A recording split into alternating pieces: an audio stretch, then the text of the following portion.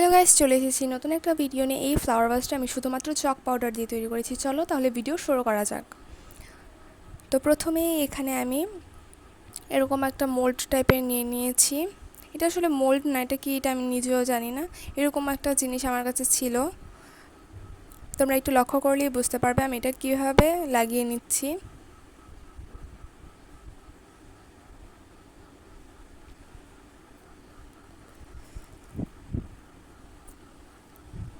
তারপরে এখানে আমি চক পাউডার নিয়ে নিয়েছি। এখানে আমি 6 কাপের মতো চক পাউডার নিয়ে নিয়েছি, মানে আমার ছোট কাপটা দিয়ে।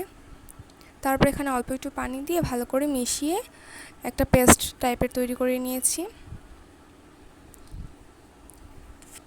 আমার কাছে মনে হয়েছে এটা একটু পাতলা হয়ে গেছে, দেখো, তাই আমি এটাতে আরেকটু চক পাউডার নিয়ে নিব।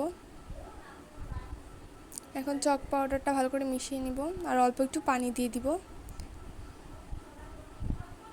এখানে আমাদের টোটাল 10 কাপের মতো চক পাউডার লেগেছে, মানে আমার ছোট কাপটা দিয়ে। তারপর এটাকে আমি ভালো করে ফিল করে দিব। তোমরা একটু লক্ষ্য করলেই বুঝতে পারবে আমি কাজটা কিভাবে করছি।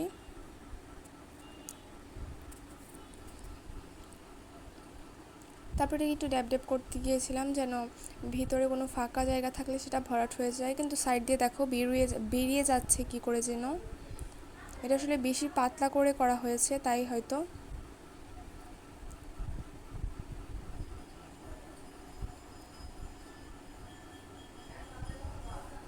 তারপর আমি এখান থেকে এটা সবটা তুলে নিয়েছি।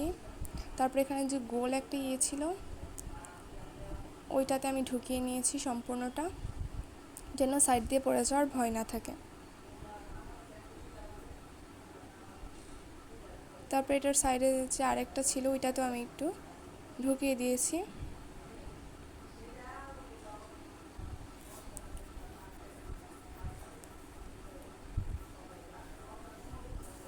তো এটা 2 দিনের জন্য শুকাতে দিতে হবে। তো 2 দিন পর তোমাদের সাথে দেখা হচ্ছে। 2 দিন পর চলে এসেছে। এখন এটাকে একটু খুলে দেখি শুকিয়েছে কিনা।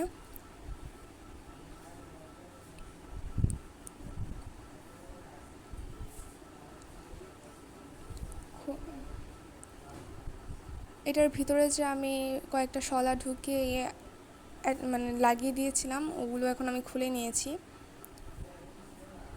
এখন আমি এটাকে আস্তে আস্তে খুলে নেব। এটা দেখি ভালোভাবে শক্ত হয়নি এখনও। তারপর আমি ভাবলাম মোল্ড থেকে খুলে, মানে এটা হালকা একটু সেট হয়েছে, মোল্ড থেকে খুলে আমি রোদে শুকাতে দিয়ে দিব, তাহলে একটু তাড়াতাড়ি শুকিয়ে যাবে।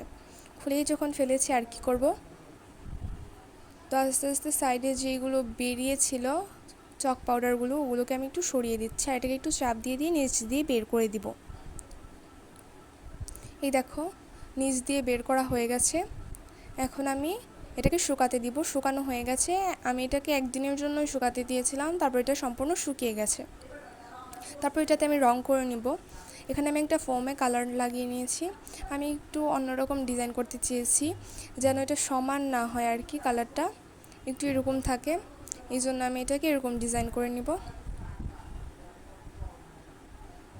ফোমে অল্প একটু রং লাগিয়ে আমি এটাতে খালি ড্যাব ড্যাব করে দিচ্ছি, আমি একটু চাপ দিয়ে দিচ্ছি হালকা হালকা করে।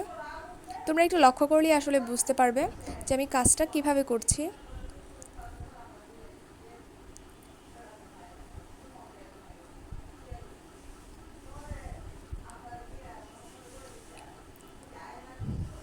তো এখন উপরের জায়গাটাতেও হালকা করে দিব।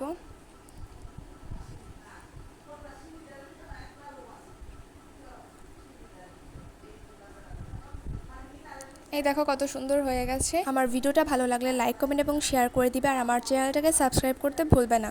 আমার চ্যানেলটাকেও সাবস্ক্রাইব করে দিবে এমন সুন্দর সুন্দর ভিডিও দেখার জন্য। আজ এতটুকুই, টাটা।